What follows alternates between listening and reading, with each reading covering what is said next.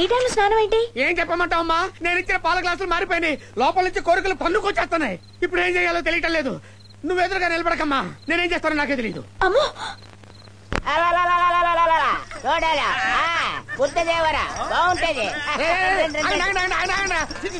కంపు వెదలారా, కుళ్ళు వెదలారా, ఎక్కడికి రా? దేవుణ్ణి చూడాలా, బుద్ధదేవుణ్ణి మొక్కడానికి వచ్చా. మొక్కడానికి వచ్చారా? ఏదైనా దొరికితే నొక్కడానికి వచ్చారా? పాడు మాట్లాడితే కళ్ళు పోతాయి. దేవుణ్ణి చూడాలా, ఎల్లి బాబు. మీరు గుళ్ళోకి రాకూడదురా. ఎందుకు రాకూడదు? మేము మాత్రం దేవుడు పెట్టడం కాదు. మీరు దేవుడు బిడ్డలు ఎలా అవుతారా? మీరు పక్షుల్ని చంపుతారా? పావురాళ్ళని, కుందేళ్ళని, ఉడతల్ని పట్టుకొని చంపుతారా? మీరు లోపలికి వస్తే దేవుడు అపవిత్రమైపోతాడు రా. ఇదేంటి జిల్లగంటారా? అయ్యా, నేను మాట చెప్పనా? ఏంటి? మేము కాకుల్ని, ఉడతల్ని, పిట్టల్ని మాత్రమే చంపుతాం. మరి మీరు గాంధీ గారిని చంపారు, ఇందిరాగాంధీని చంపారు, రాజీవ్ గాంధీని చంపారు. మీరు మాత్రం గుళ్ళో కలిపోవచ్చా? మేము వెళ్తే తప్ప ఇదేం న్యాయం ఉండి నాకు తెలియగడుగుతాను. ఏమిటి కోదండం, మాట పడిపోయిందా? కొన్ని నిజాయితీ గల ప్రశ్నలకి సమాధానాలు ఉండవు బాబు. వాటన్నిటినీ పక్కన పెట్టి వెళ్లి బుద్ధదేవుని దర్శనం చేసుకోండి. అలా అన్నారు, బాగుంది. దండలు బాబు, అవన్నీ అక్కడ పెట్టి లోపల పదండి. అదేంటి స్వామీజీ అలా సపోర్ట్ చేస్తున్నారు? కోదండం, జాతి తక్కువ వాడిని నిలబెట్టాలి, నీతి తక్కువ వాడిని నిలదీయాలి. వాడు అనాగరికుడైన అవధానిలా మాట్లాడాడు. నాగరికత తెలిసిన మనం నరుక్కుంటున్నాం. శరీరం పవిత్రంగా ఉండి మనసు మల్లంగా ఉంటే శ్మశానంలో ఉన్నా ఒకటి, గుళ్ళో ఉన్నా ఒకటి. పద. కోదండం, ఏమిటా పొగలు? ఎవరన్నా మనిషిని తగలు పెడుతున్నారేమో.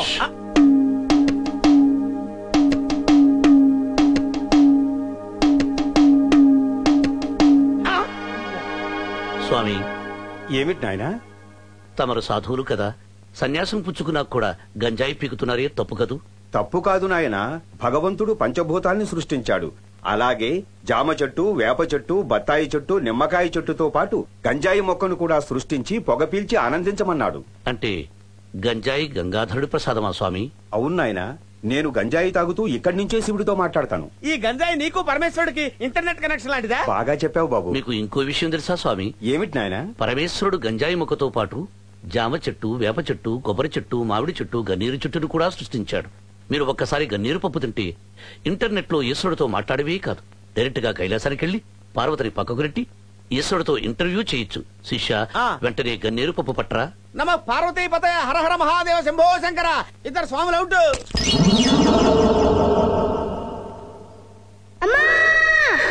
ఏమైంది నాన్న?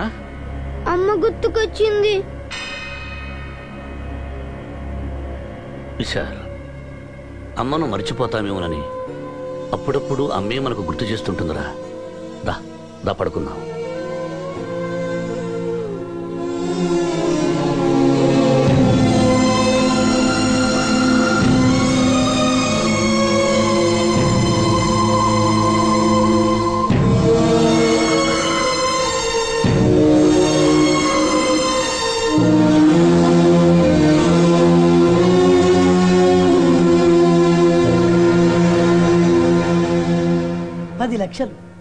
ఒకే ఒక 10 లక్షలు సాయం చేస్తే నా సమస్యలన్నీ తీరిపోతాయి. ఈ పావలా తీసుకొని 10 లక్షలు కురిపించు స్వామి, కురిపించు. దురాశ దుఃఖానికి చెట్టు బాబు. మీరా స్వామి? పావలా ఉండిలో వేసి దేవుణ్ణి 10 లక్షలు అడిగితే ఎక్కడి నుంచి తెస్తాడు? దేవుడుగా స్వామి, ఎక్కడి నుంచి తెచ్చిస్తాడు? అదే ఎక్కడి నుంచి తెస్తాడు అని. స్టేట్ బ్యాంక్ ను లూటీ చేస్తాడా? ఆంధ్రా బ్యాంక్ ను చేస్తాడా? రిజర్వ్ బ్యాంక్ ను చేస్తాడా? ఒకవేళ చేస్తే అతను బందిపోటు అవుతాడు కదా. పోనీ రాత్రికి రాత్రి ప్రింటింగ్ చేశాడు అనుకో, వాటి మీద ఏ నెంబర్లు వేయాలి? పాత నెంబర్లు గుద్దాలండి. అప్పుడు ఇవి దొంగ నోట్లు అవుతాయి కదా.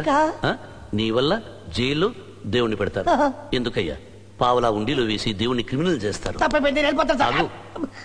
కష్టం లేకుండా ఫలితం ఆశించడం సోమరిపోతున్న లక్షణం. మనిషికైనా పశువుకైనా పనిచేస్తేనే ఫుడ్, గడ్డి. పెట్టిన గడ్డి చాలు. నమస్కారం, నేను వెళ్ళిపోతాను స్వామి. నమస్కారం. బుద్ధం చరణం గచ్చామి, బుద్ధం చరణం గచ్చామి.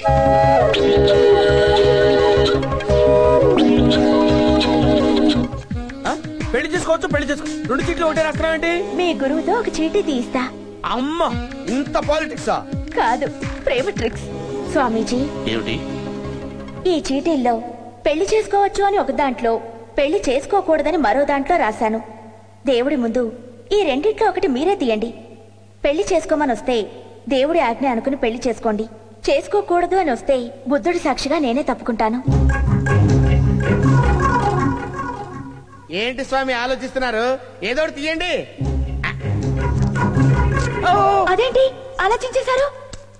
అందులో పెళ్లి చేసుకోకూడదని రాసుంటే ఇందులో పెళ్లి చేసుకోవచ్చని రాసి ఉంటుంది కదా.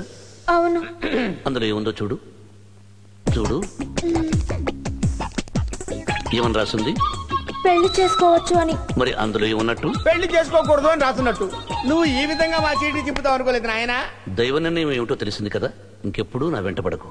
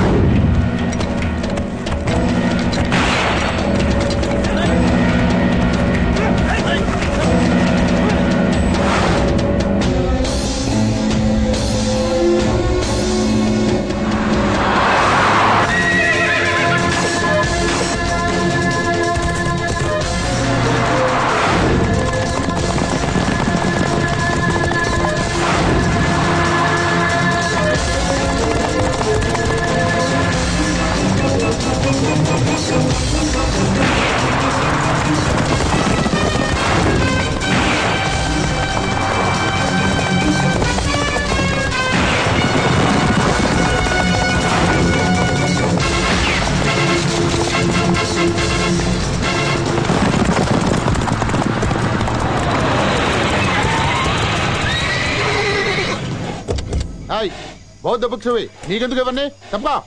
శివుడిలోని శికారం, వాళ్ళలోని వకారం, జీసస్ లోని జికారం కలగలిపిన ఆకారం రా ఒకప్పుడు. ఇప్పుడు శివశంకర్ గురువు గారిని విడిచిపెట్టు. ఏసేంద్రా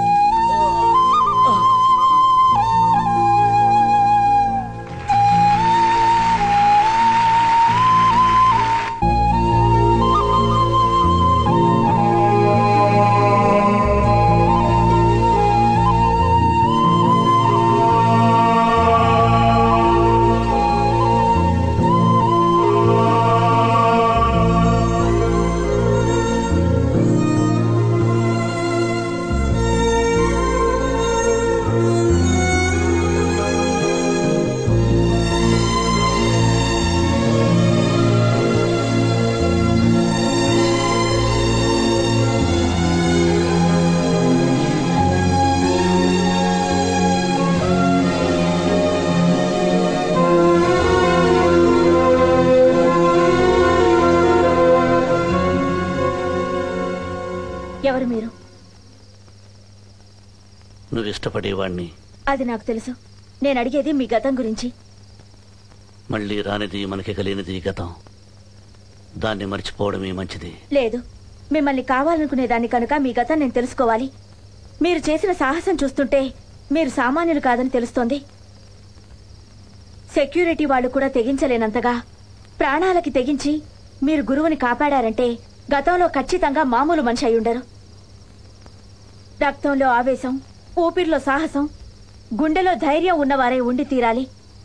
అజ్ఞాతవాసంలో అర్జునుడిలా బతుకుతున్న మీరెవరు? మీ చరిత్ర ఏమిటి చెప్పండి శివశంకర్జీ. నేను వద్దన్నా నా వెంటపడి నీకు ఏదో ఒక రోజు నా గతం చెప్పాలనుకున్నాను.